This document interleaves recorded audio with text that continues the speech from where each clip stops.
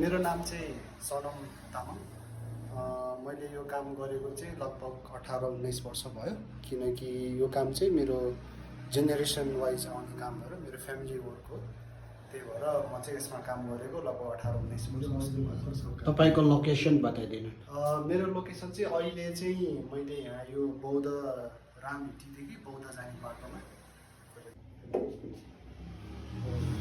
यो चाहिँ माने यो ढुङ्गा चाहिँ मैले नजिकै यो झोर भन्ने ठाउँबाट खोजेर लिएर आएको। अनि यसको चाहिँ अलिकति यो माउन्टेन सेप भयो नि, स्ट्यान्ड वाइज छ, अलिकति राम्रो देखिने भयो।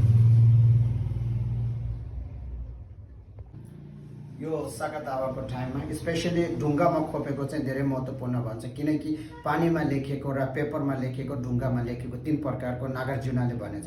पानीमा लेखेको चाहिँ 1 सेकेन्डमै मेट्छ भने कागजमा लेखेको चाहिँ पानीहरू हरेक चिजहरूले बेलिन्छ या पल्छ, अनि ढुङ्गामा लेखेको चाहिँ सबभन्दा धेरै राम्रो भन्छ। म आज यो हाम्रो भाषामा चाहिँ लु भन्छ। लु भने चाहिँ किनेको चाहिँ होइन, किनेको जस्तै रेस्पेक्टली किन्यो भने चाहिँ यसको रेट हो, त्यसले लु भन्छ अब त्यसलाई।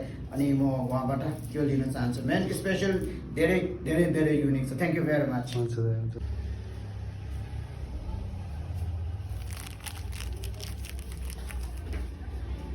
ठ्याक्क यो ठ्याक्क माछा पुछ्रे सेपमा छ कि यो चाहिँ ठ्याक्कै। अनि यो चाहिँ लाइक नर्मल स्टोनै हो, तर यो चाहिँ अलिकति भित्र ट्रान्सप्यारेन्ट टाइपको जस्तो खालको ढुङ्गा भयो। यो चाहिँ अलिक यो पानी, यो चाहिँ झर्नाले एकदम पानीले खाइरहेको ढुङ्गा थियो कि, यो चाहिँ झर्नाको भित्रपट्टि थियो। अनि यो कालो देखेँ कि मैले यो ढुङ्गा त्यतिखेर चाहिँ, पानीले भिज्दाखेरि चाहिँ एकदम कालो देख्यो। तर यो हेर्नु यहाँ टल्किरहेको छ कि, यो यसरी टल्किन्छ कि, हेर्नु यहाँ भयो भने चाहिँ म भाने खोज्छु त्यसमा।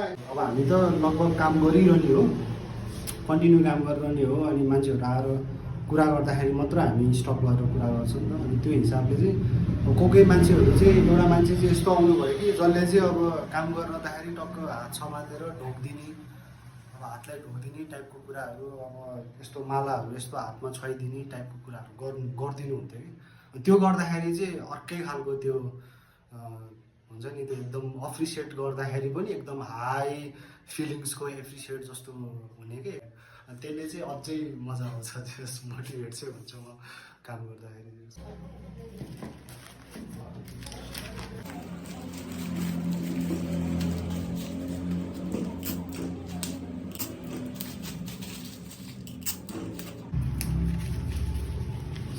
Thank you.